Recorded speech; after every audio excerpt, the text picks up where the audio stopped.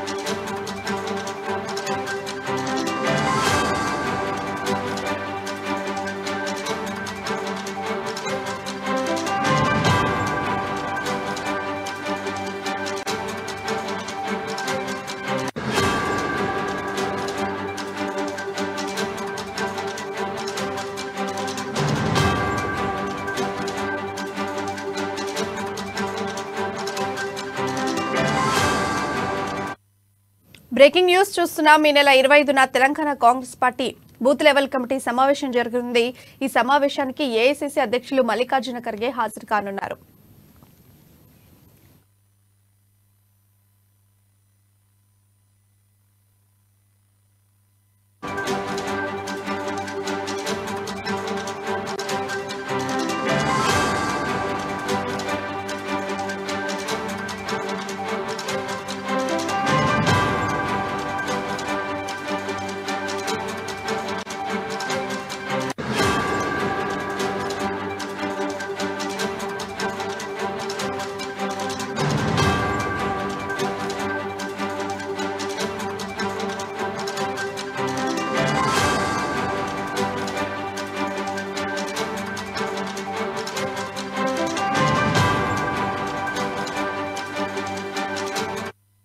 ఈ నెల 25న Telangana Congress party booth level committee సమావేశం జరగనుంది.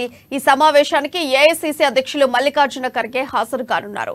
లాల్ బహదూర్ స్టేడియంలో సమావేశం నిర్వహించేందుకు పార్టీ శ్రేణులు కూడా అన్ని ఏర్పాట్లు చేస్తున్నారు. ఈ అంశానికి సంబంధించిన అప్డేట్స్ మా రిపోర్టర్ హరీష్ లైవ్ ద్వారా తెలియజేస్తారు. హరీష్, చెప్పండి, అప్డేట్స్ ఏంటి? Thank you Priya. ఈ నెల 25 అంటే ఎల్లుండి కాంగ్రెస్ పార్టీ బూత్ లెవెల్ కన్వీనర్ల సమావేశం ఉంటుంది. ఈ సమావేశానికి ఏఐసీసీ అధ్యక్షుడు మల్లికార్జున ఖర్గే రాబోతున్నారు. ఎల్బీ స్టేడియంలో జరిగే ఈ సమావేశానికి దాదాపుగా 44,000 బూత్కి సంబంధించిన ఏజెంట్లకు కూడా శిక్షణ తరగతుల కార్యక్రమం నిర్వహిస్తున్నారు. ప్రధానంగా అంటే పార్లమెంట్ ఎన్నికలకు సంబంధించి గెలిపే లక్ష్యంగా కాంగ్రెస్ పార్టీ వెళ్తున్న క్రమం కావచ్చు, తెలంగాణలో అధికారం వచ్చిన తర్వాత జరుగుతున్న లోక్సభ సంబంధించిన ఎన్నికలకు సంబంధించి ఖచ్చితంగా 15 స్థానాలు గెలిపే లక్ష్యంగా వెళ్తున్న కాంగ్రెస్ పార్టీకి సంబంధించి కావచ్చు, అన్ని ఇప్పటికే ఏదైతే కాసేపటి క్రితమే మేనిఫెస్టో సంబంధించిన కమిటీ సమావేశం జరిగింది. సమావేశంలో మేనిఫెస్టో చేయాల్సిన అంశాలపైన కూడా మేనిఫెస్టో కమిటీ సభ్యులు అలాగే ఏఐసీసీ రాష్ట్ర వ్యవహార ఇన్ఛార్జ్ దీపాదాస్ మున్షితో సమావేశమయ్యారు. సమావేశం ముగిసిన అనంతరం కావచ్చు అంటే మరి ఎల్లుండి సంబంధించి ఏఐసీసీ అధ్యక్షుడు మల్లికార్జున ఖర్గే రాబోతున్నారు. ఖర్గేకి సంబంధించి 44,000 బూత్ లెవెల్ ఏజెంట్లకు సంబంధించి పార్లమెంట్ ఎన్నికలు గత అసెంబ్లీ ఎన్నికలకు సంబంధించి ఏ విధమైన వ్యూహాలు అనుసరించారు, ఏదైతే ఎన్నికలకు సంబంధించి పోలింగ్ సరళి కావచ్చు, ఓట్ల సంబంధించిన లెక్కింపు కావచ్చు, పోలింగ్ సంబంధించిన పూర్తి స్థాయిలో ఏజెంట్లకు బాధ్యత నిర్వహిస్తారు కాబట్టి అక్కడ నియోజకవర్గానికి కావచ్చు ఆ పోలింగ్ బూత్లో ఎంత మేరకు కాంగ్రెస్ పార్టీకి ఓటింగ్ ప్రక్రియ కొనసాగింది, అక్కడ కాంగ్రెస్ పార్టీకి సంబంధించిన ఇప్పుడున్న తాజా పరిస్థితులు ఏంటి, లోక్సభ ఎన్నికలకు సంబంధించి ఏ విధంగా ముందుకెళ్ళాలి, ఏ విధంగా ముందుకెళ్తే కాంగ్రెస్ పార్టీ లోక్సభ పార్లమెంట్కి సంబంధించిన స్థానాలను కూడా గెలిచే అవకాశాలు ఉంటాయో పూర్తి స్థాయిలో వాళ్ళ నుంచి ఫీడ్బ్యాక్ తీసుకుంటారు.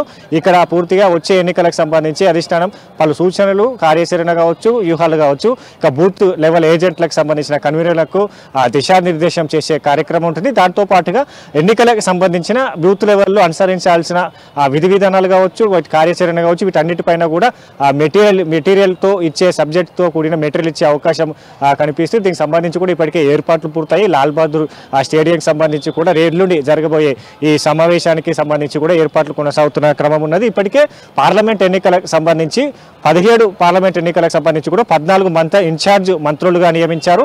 వారంతా కూడా ఇప్పటికే క్షేత్రస్థాయిలో అక్కడ ఉన్న ఆ నియోజకవర్గాలపైన ఫోకస్ చేశారు. ఖచ్చితంగా గెలిపే లక్ష్యంగా అక్కడ ఉన్న సామాజిక సమీకరణలు కావచ్చు, అభ్యర్థికి సంబంధించిన బలబలాలు కావచ్చు, ఎవరు ఆశాబాహులకు సంబంధించిన అభ్యర్థులు ఉన్నారో ఆ అభ్యర్థులకు సంబంధించిన డేటా సేకరించే పనులే ఉన్నారు. ఇక పార్టీకి సంబంధించిన పార్టీ బలోపేతం కావచ్చు, చేరికలకు సంబంధించి కావచ్చు, పూర్తిగా ఇన్ఛార్జ్ మంత్రులుగా కొనసాగుతున్న క్రమంలో వీళ్ళంతా కూడా అక్కడ పార్లమెంట్ ఎన్నికలకు సంబంధించి కూడా బాధ్యత నిర్వర్తిస్తున్న క్రమం కనిపిస్తుంది. కాబట్టి ఇప్పుడు కాంగ్రెస్ పార్టీ పార్లమెంట్ ఎన్నికలే టార్గెట్గా వెళ్తుంది. 15 స్థానాలు తెలంగాణలో గెలవాలనే లక్ష్యంతో వెళ్తున్న క్రమం కావచ్చు. ఇక బూత్ లెవెల్ ఏజెంట్లనే బూత్ లెవెల్ స్థాయి నుంచే బలోపేతం చేయాలని కూడా లక్ష్యంగా వెళ్తున్న క్రమంలో ఎల్లుండి జరిగే సమావేశంలో ఈ కన్వీనర్లకు పూర్తి స్థాయిలో శిక్షణ అలాగే స్టడీ మెటీరియల్తో కూడిన మెటీరియల్ ఇచ్చే అవకాశాలు అయితే ఉన్నాయి. ప్రియా, అలాగే హర్ష్, ఇప్పుడు చూసుకుంటే పార్లమెంట్ ఎన్నికల్లో కాంగ్రెస్ పార్టీ తరఫున ఎన్ని స్థానాలు గెలిచే అవకాశాలు ఉన్నాయంటారు?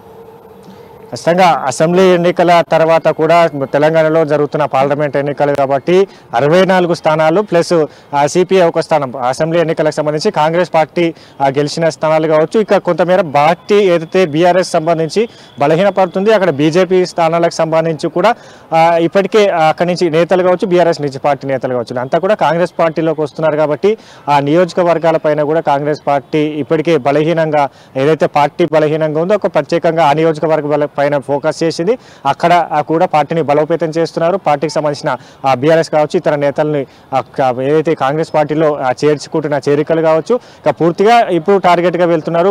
మేనిఫెస్టో సంబంధించి మరో మేనిఫెస్టో రాబోతుంది. ఇప్పటికే 6 గ్యారంటీలకు సంబంధించిన తెలంగాణ ఇచ్చిన హామీలు కూడా ఇంప్లిమెంటేషన్ జరుగుతుంది. కాబట్టి ఇక పూర్తి స్థాయిలో 15 టార్గెట్ అంటే ఖచ్చితంగా 12 స్థానాలు గెలిచేందుకే కాంగ్రెస్ పార్టీ అడుగులు వేస్తున్న క్రమం. కాబట్టి ఈ 12 స్థానాలతో పాటు పార్టీ బలహీనంగా ఉన్న చోట్ల పార్లమెంట్ నియోజకవర్గాల పైన కూడా ప్రత్యేక ఫోకస్ చేశారు. అధిష్టానానికి సంబంధించిన నేతలు రాబోతున్నారు. ఇక్కడ కూడా మరోసారి పెద్ద ఎత్తున బహిరంగ సభలు కావచ్చు. ఈ నెల 26 నుంచి కూడా సీఎం రేవంత్ రెడ్డి అన్ని నియోజకవర్గాలకు సంబంధించి కూడా పర్యటన చేస్తారన్నట్టుగా తెలుస్తుంది. పూర్తి స్థాయిలో పార్టీకి సంబంధించిన అనేక కార్యక్రమాలు కావచ్చు, అగ్రనేతల పర్యటనలు కావచ్చు, అగ్రనేతల ప్రసంగాలు కావచ్చు, మరోమారు రాహుల్ గాంధీ, సోనియా గాంధీ, ప్రియాంక గాంధీతో పాటు అగ్రనేతలంతా కూడా తెలంగాణలో వచ్చి ప్రచారాలు చేసే అవకాశం ఉన్నది. పూర్తిగా దేశ ప్రజలకు సంబంధించి కూడా మేనిఫెస్టో అన్ని సామాజిక వర్గాలకు, అన్ని సామాజిక సంబంధించిన అన్ని కులాల వర్గాలకు సంబంధించి పూర్తి స్థాయిలో లబ్ధి చేకూరే విధంగా కాంగ్రెస్ పార్టీ మేనిఫెస్టో రూపకల్పన జరుగుతుంది. ఇప్పటికీ అన్ని రాష్ట్రాలకు సంబంధించి కూడా ఫీడ్బ్యాక్ తీసుకున్నారు. మేనిఫెస్టో వచ్చే ఏదైతే ఫిబ్రవరి 2వ వారంలో ఎన్నికలకు సంబంధించిన షెడ్యూల్ వెలువడుతుంది. కాబట్టి దానికి ముందే ఇట్లాంటి కార్యాచరణ సిద్ధం చేస్తున్నారు. ఇప్పటికే చేరికల వ్యూహాలు కావచ్చు, మిగతా పార్టీ బలోపేతం కావచ్చు, ఇతర పార్టీల నుంచి కూడా బలమైన నేతలు ఆకర్షించే ఏదైతే ఆపరేషన్ ఆకర్షి కావచ్చు, పూర్తి స్థాయిలో టార్గెట్ 12గా పెడుతున్న క్రమం వేస్తే ఖచ్చితంగా 12 స్థానాలు కాంగ్రెస్ పార్టీ గెలుస్తామని కూడా ధీమా కూడా వ్యక్తం చేయబడిన పరిస్థితి అయితే ఉంది. ప్రియా, ఇప్పుడు చూసుకుంటే పార్టీ గెలుపునకై ఎలాంటి వ్యూహాలు రచిస్తోంది, అలాగే తదుపరి కాంగ్రెస్ పార్టీ యొక్క కార్యాచరణ ఎలా ఉండబోతోంది? ఖచ్చితంగా అంటే ఇప్పటికే చూడవచ్చు ఇన్ఛార్జ్ మంత్రులుగా నియమించారు. పార్లమెంట్ సెగ్మెంట్లకు సంబంధించి కూడా మంత్రులను ఇన్ఛార్జ్గా నియమించారు. అక్కడ పార్టీకి సంబంధించిన బలోపేతం కావచ్చు, పార్టీకి సంబంధించిన అభ్యర్థికి సంబంధించిన ఎంపిక ప్రక్రియ కావచ్చు, పార్టీ సంబంధించి కింది స్థాయి నుంచి అంటే ఏదైతే గ్రామీణ స్థాయి నుంచి రాష్ట్ర స్థాయి వరకు పార్టీ బలోపేతంగా ఉండాలి. ఏ నియోజకవర్గాల్లో పార్టీ బలహీనంగా ఉందో అక్కడ ప్రత్యేక ఫోకస్ చేశారు. అక్కడ చేయాల్సిన పనులు కావచ్చు, అక్కడ ఎట్లాంటి హామీలు ఇస్తే పార్టీకి సంబంధించిన ఇంకా బలోపేతం అవుతుంది, అక్కడ అభ్యర్థిని ఎవరిని పెడితే బాగుంటుంది, అక్కడ స్థానిక సంబంధించిన అభ్యర్థిని ఎంపీగా ప్రకటించాలా లేదా ఇతర నియోజకవర్గానికి నుంచి కూడా వేరే అభ్యర్థిని కూడా పెడితే బాగుంటుందా, ఇట్లాంటి వ్యూహాలన్నీ కూడా ఆలోచిస్తారు. మరోవైపు చేరికలు అంటే ఇప్పటికే పార్టీ బీఆర్ఎస్ నుంచి కూడా బలహీనపడుతున్న పరిస్థితి కనిపిస్తుంది. కాబట్టి పార్లమెంట్ ఎన్నికల్లో బీజేపీ టు కాంగ్రెస్ వర్సెస్ కనిపించే అవకాశాలు ఉన్నాయి.